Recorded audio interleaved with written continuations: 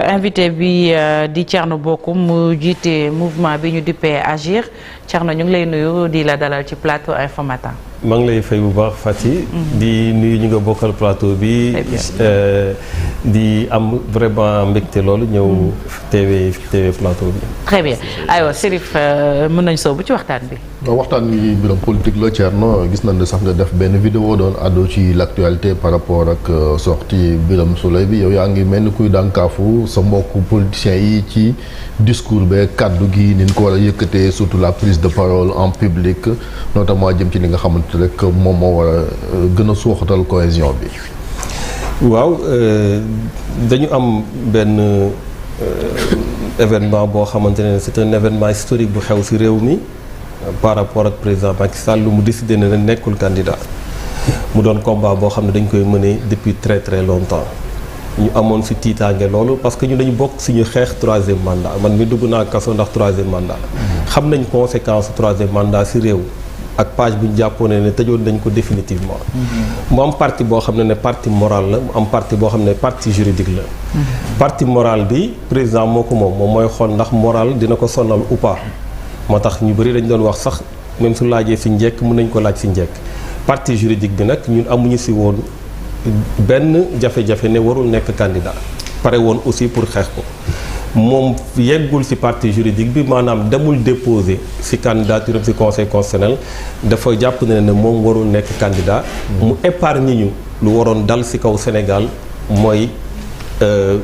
ay jafe-jafe yu rëy yoo xamante ne gis nañ ko donc jàpp nañ ne événement la boo xamante ne dañ ci war a taxaw d'abord ñu félicité ko ci loolu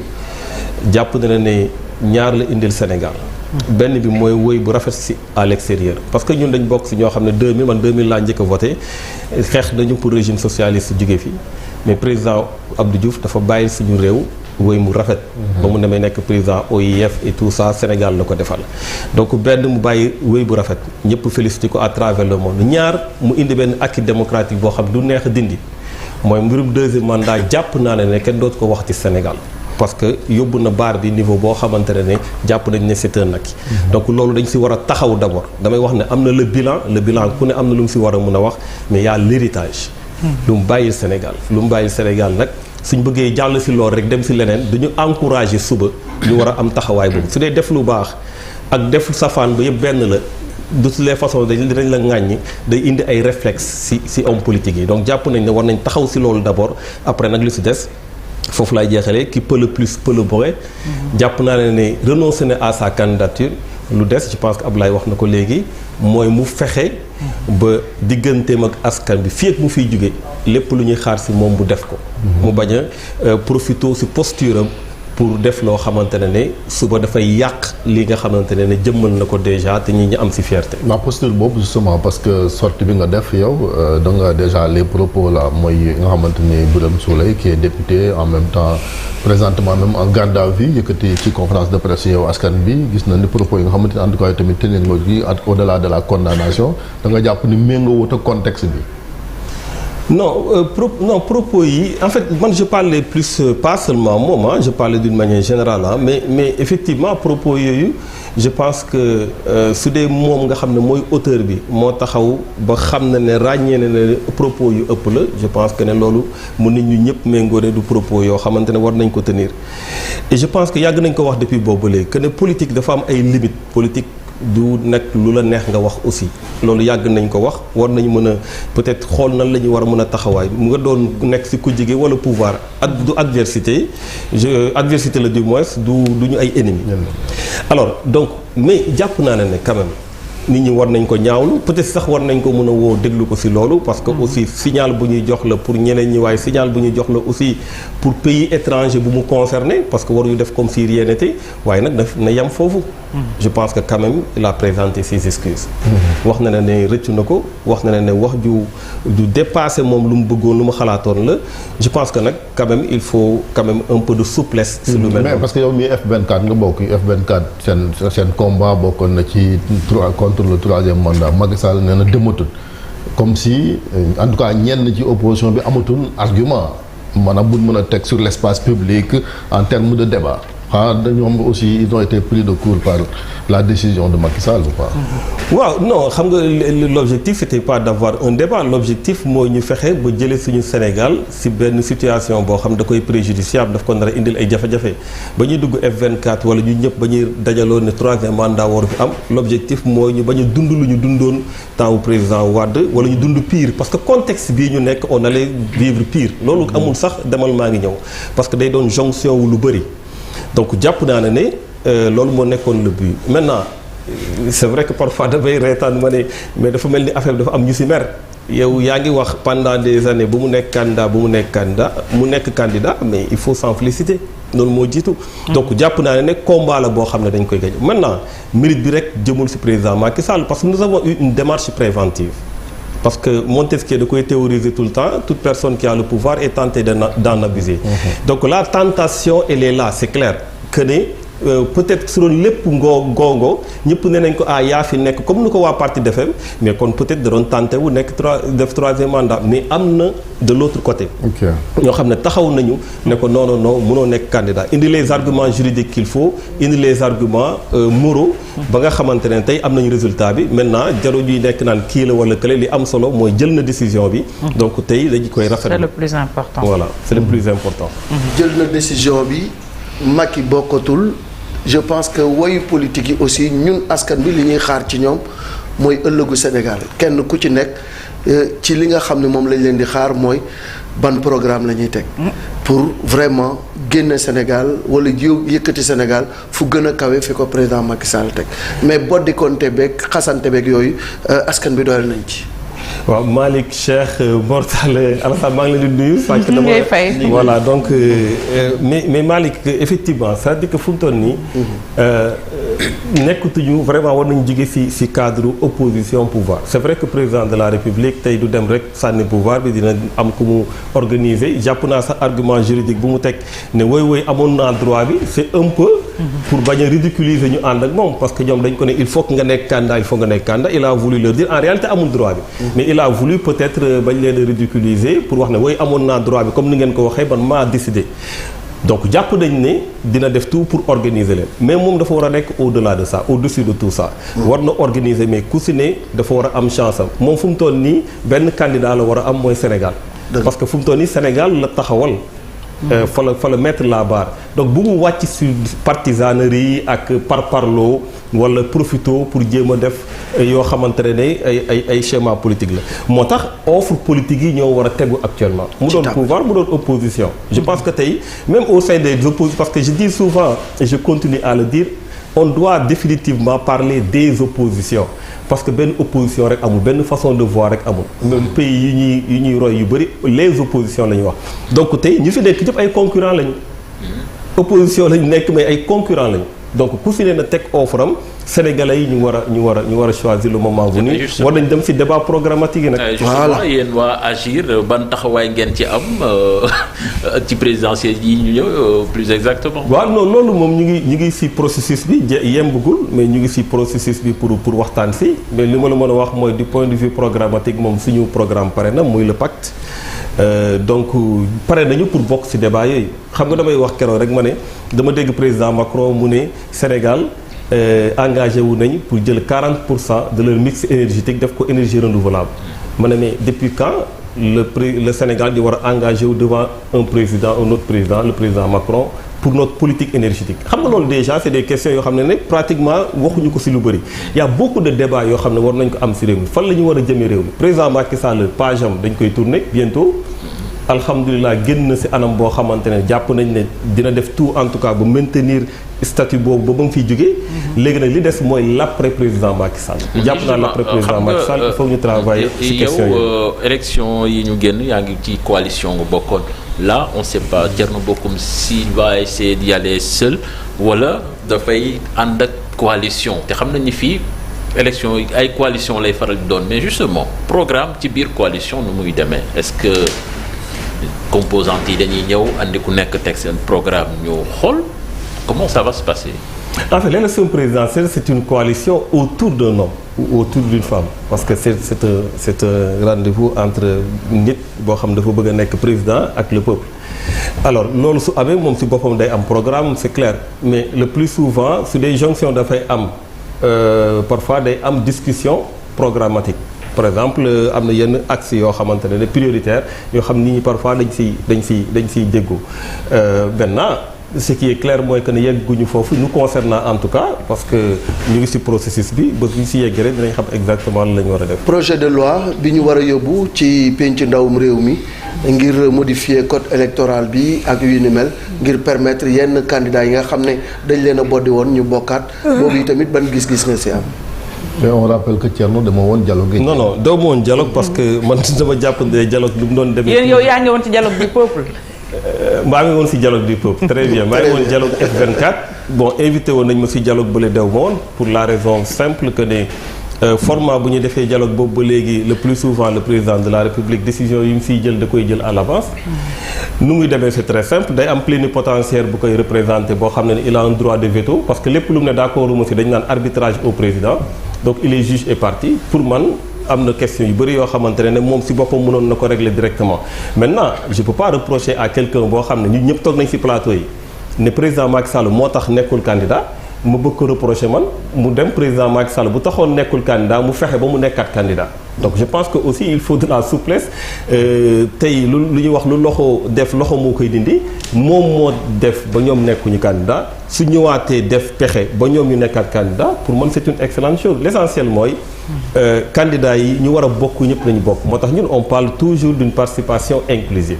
pour que population yi ñu àtte parce que population yi nag tey en démocratie c'est la loi de la majorité. mais dafa am garde-fou kon du ñu war a bokk rek ay bokk. bu dee yoon ne doo bokk war a bokk. waaw su dee yoon dafa ne doo bokk war a bokk mais xam nga ni tax ñu cibler plus le code électoral que le code pénal c'est important il faut ñu def la différence entre le jeu juridique c'est-à-dire que justice code pénal bi ak loo xamante ne mooy côté code électoral muy lu jëm ci peuple bi ci élection. dañuy def jonction bi de sorte que tey yow mën naa am ak yow problème yow am nga droit maanaam su ma bëggee man ne la yow mii shérif leader bu mag nga war ngaa bokk ci élection waruma dugg sans problème sama digganteeg yow parce que man dama am droit porter la plainte dañu war a dem justice dafa war a def liggéeyam loolu kenn waru ci dugal loxoom parce que loolu suñu ci dugalee loxo mooy jeex na c'est fini on n'a plus un pays par contre suñu diggante maag yow waru am incidence ci code électoral bi moo tax pour man ñuy dem di dugali ci justice dañu bàyyi justice mu liggéey dañu dem ci code électoral bi ñu fexe ba article yi tax ñu def jonction ba nga xamante ne lu ciy jógee article boobu day tax man du ma nekk candidat article boobu ñu lijjanti ko ñu xool ko moo tax ñun au sein de F24 dañ ne article L30 L29 L57 dañ ko war a dindi à la limite wala suñ ko dindi ñu modifier xool ko de sorte que nit ñi ñu voté maintenant population pourquoi ma ne population yi la ñu war a mettre au devant population bi mooy xool yow su dee am nañu problème yow ñu condamné la population bi mooy xool ndax problème bu ñu am maag yow ak appréciation bu ñu si am ndax jar na yow ñu teg fal le président ou pas mais waruñu ko teggil te yeggul si moom moo tax jàpp naa ne war nañu modifier loolu d'ailleurs ñoom ils vont modifier dinañ ko def moo tax non ils vont modifier demu leen dialogue bi bon 57 bi dañ laalul mais 29 ak 30 bi waaw mais mooy lu ma la wax rek mooy li ñu si jublu mooy jël ay nit defaat leen candidat loo xam ne d'accord naa si war nañ nekk ay candidat mais loolu daf ko décider avant et je pense que ne tey moom tey si génnam bii mu bëgg a génn war na si profiter pour yooyu yëpp mu xoolaat ko parce que dégg naa ko mu ne ba léegi mu ngi ibbi buntam et tout ça donc na xoolaat loolu parce que code électoral bi article yooyu il faut que ñu xoolaat ko moom laa la wax léegi donc ils vont faire des modifications mais modifications yi jox ça va être des modifications provisoires man jàpp naa ne dañu war a gën a xoolaat mbir mi avec beaucoup plus de sérénité parce que suñ delloo waatee lépp si président de la République daal di ne su defee grâce mais président kon su fexe suñ la tëjee moom aussi mooy amaat la main pour mën a def grâce ou pas loolu aussi ça pose problème on renforce davantage le président de la République il faut qu'on revoie ces articles là plus sereinement ba nga xamante ne kenn ak ku mënti doon kuy ñëw président suba du mën a sukkandiku ci justice pour tere nit bu nekk moo taxoon na ngeen waroon a dialogue ji pour proposer ko Thierno comme dialogue non mais proposition yu nekk nii bon dans le dialogue vous aurez pu le dire non xam nga y a la proposition y a loo xamante ne moom la ñu entériné jàpp naa ne président Macky Sall lépp loo xamante ne proposé woon nañ ko ci dialogue yee passé te d'accord ci woon ba nii d'accord ci waaw mais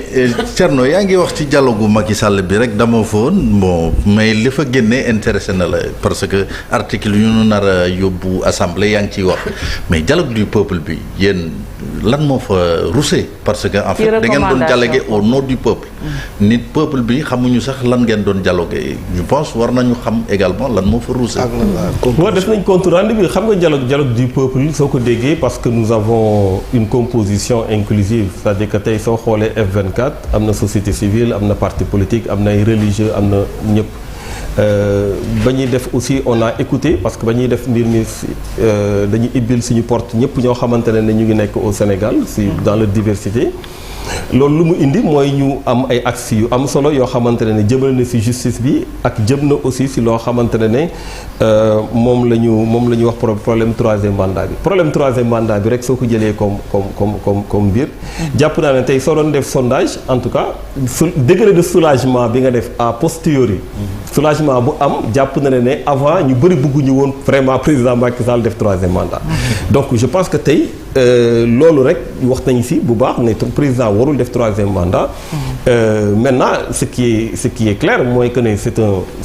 un dialogue boo xamante ne dañ ko def au sein de F24 mais le dialogue buy mujj qui est un dialogue institutionnel boo xamante ne résultat yi day dem Assemblée nationale c'est bien entendu le dialogue bu président Macky Sall piloté mais fondamentalement aujourd'hui ñu jàpp nañ ne am na ay acquis yu ci am te lu mu bëggoon la parce que lu mu bëggoon comme acquis yëpp daf ko dàqaat organe boo xamante ne dafa war a contrôler dafa war a organiser les élections mais loolu ce n'est pas trop demandé président Macky Sall daf ko doon laaj ba mu nekk opposition